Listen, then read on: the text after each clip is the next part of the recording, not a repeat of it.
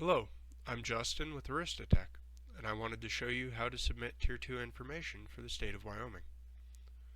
Our starting point is from our .t2s file that you exported from the 2019 Tier2Submit program. If you do not have this, please visit our other videos for additional help. If you already have this file prepared, then we need to go to yo.tier2portal.aristatek.com.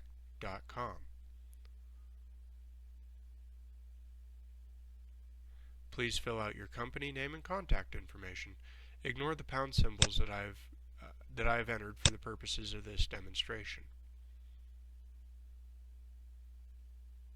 Select Next.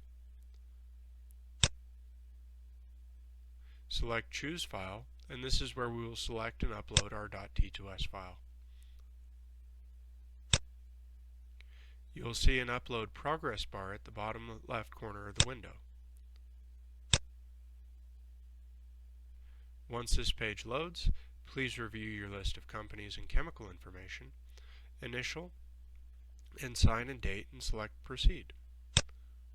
After this, the submission is complete, and you should receive a confirmation email. Thank you. Have a nice day.